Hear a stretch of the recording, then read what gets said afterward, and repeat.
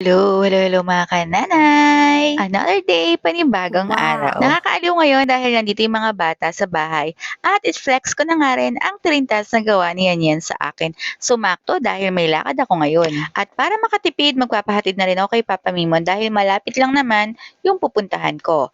At dito nga yan sa Yakimix. Dito kami magkikita-kita ng mga dati kong katrabaho at ayan na nga, sobrang excited ako ngayon dahil yung iba sa kanila matagal ko na talagang hindi nakikita. Mahigit 20 years na nga kami magkakaibigan at magkakakilala. Yung iba pa nga sa kanila naging kumare at kumpare ko na rin. Alam nyo, nakakatuwa talagang alalahanin yung mga panahon na magkakasama kami sa trabaho at magkakasama rin kami sa bahay. 17 pa lang ata ako noon nung mag-umpisa ako magtrabaho. Dati kasi ganong edad, pwede ka na magtrabaho basta may consent ng parents mo. Thankful ako dahil na-experience ko magtrabaho ng maagang edad.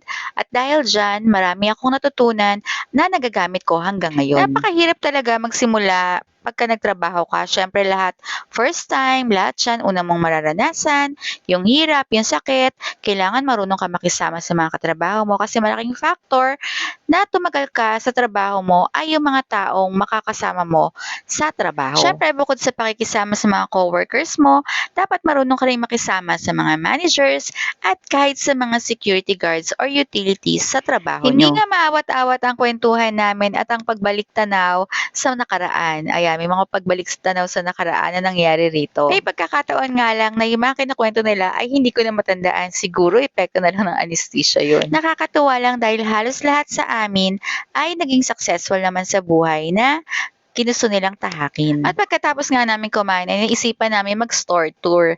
Ito nga pala, ang una kong pinasukan trabaho ay service crew. At dito yan sa Jollibee. Para sa mga service crew at ex-crew, alam niyo naman kung gaano kahirap magtrabaho sa Jollibee. Madalas toxic, pero kahit ganun, masaya pa rin naman. At dito nga, naghahanap kami ng mga managers na kilala pa namin. O, diba, nang istorbo pa kami ng mga managers at nakipagkwentuhan din kami. Syempre, nakakamiss din naman sila yung pagiging toxic nila.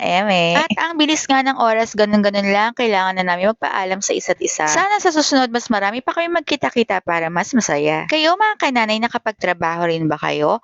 Ano yung una nyong naging trabaho? Ano yung naging trabaho nyo na pinaka-memorable sa inyo? Thank you for watching. Don't forget to like and share mga kananay!